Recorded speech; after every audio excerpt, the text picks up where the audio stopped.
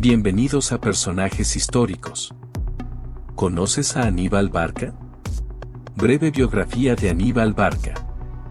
Aníbal Barca es una de las figuras más fascinantes de la historia antigua, y su vida y campañas militares ofrecen una rica fuente de estudio tanto por sus logros como por las dificultades que enfrentó. A continuación, se amplían detalles sobre su vida, estrategias, impacto y legado. Contexto histórico. Aníbal vivió en una época de rivalidad intensa entre las dos grandes potencias del Mediterráneo occidental, Cartago y Roma. Cartago era una ciudad-estado fenicia con un vasto imperio comercial que controlaba partes del norte de África, Hispania, España, y las islas del Mediterráneo occidental.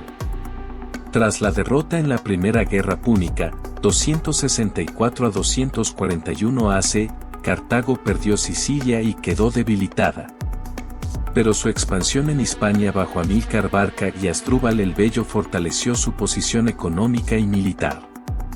Roma, por su parte, era una república en crecimiento con ambiciones de dominar el Mediterráneo. La Segunda Guerra Púnica, 218 a 201 AC.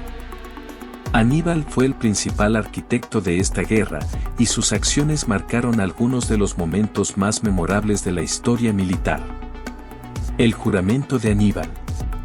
Según el historiador romano Tito Livio, cuando era niño, su padre, Amílcar Barca, lo llevó al altar de los dioses y le hizo jurar odio eterno hacia Roma. Este juramento moldeó toda su vida. La campaña en Hispania. Aníbal asumió el mando del ejército cartaginés en Hispania tras la muerte de su cuñado, Asdrúbal el Bello, en el 221 a.C. Expandió el control cartaginés y consolidó su posición, estableciendo la ciudad de Cartago Nova, Cartagena, como base militar y económica. El asedio y captura de Sagunto, 219 a.C., una ciudad aliada de Roma, fue el casus belli que desencadenó la Segunda Guerra Púnica. La marcha sobre Italia. La estrategia de Aníbal fue audaz y sin precedentes. 1. Cruzando los Alpes. Aníbal decidió llevar la guerra al corazón de Italia, evitando las rutas marítimas controladas por Roma. Su ejército inicial de 90.000 hombres y 37 elefantes enfrentó deserciones, ataques de tribus locales y el clima extremo. Solo unos 20.000 soldados y pocos elefantes sobrevivieron al cruce, pero el impacto psicológico en Roma fue enorme. 2. Batallas clave en Italia. Tesino y Trebia, 218 a.C. Aníbal derrotó a los romanos en encuentros iniciales, demostrando su superioridad táctica. Lago Trasimeno, 217 a.C. Aníbal emboscó al ejército romano en un paso estrecho, causando una de las mayores derrotas de Roma. Cannas, 216 a.C. Esta batalla es considerada su obra maestra. Aníbal empleó una táctica envolvente, permitió que el centro de su línea se retirara deliberadamente, atrayendo al ejército romano hacia una trampa, mientras los flancos cartagineses cerraban la pinza. Roma perdió entre 50.000 y 70.000 hombres en un solo día, una de las mayores derrotas militares de su historia. Estancamiento y declive. A pesar de sus victorias, Aníbal enfrentó serios desafíos. 1. Falta de apoyo de Cartago. El gobierno cartaginés, liderado por una élite más interesada en el comercio que en la guerra, no envió refuerzos suficientes para sostener sus campañas en Italia. 2. Estrategia romana de Fabius Máximo.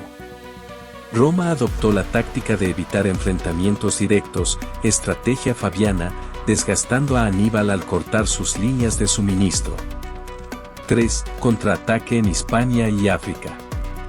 Roma llevó la guerra a Hispania, liderada por los hermanos Escipión, y más tarde a África bajo Publio Cornelio Escipión el Africano. En el 202 a.C., Aníbal fue derrotado en la batalla de Zama, donde Escipión el Africano utilizó tácticas que neutralizaron la ventaja de los elefantes de guerra cartagineses. Últimos años.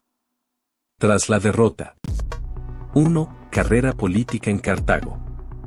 Aníbal intentó reformar la administración cartaginesa para reducir la corrupción y mejorar la economía, lo que le valió enemigos entre la élite local. 2. Exilio y persecución. Perseguido por Roma, huyó primero a la corte del rey Antíoco III de Siria, donde asesoró en su guerra contra Roma.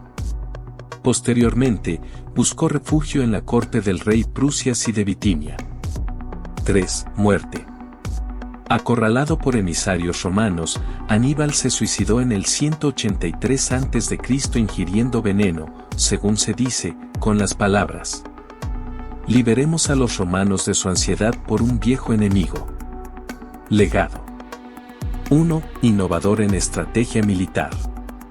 Sus tácticas en Canna son estudiadas en academias militares como un ejemplo perfecto de maniobra envolvente.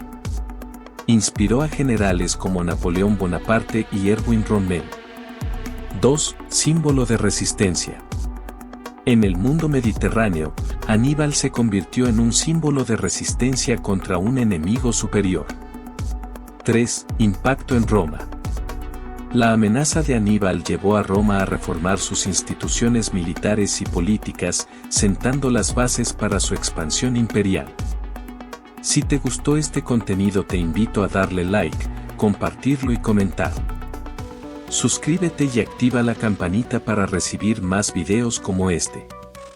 Comparte este video con alguien que pueda beneficiarse.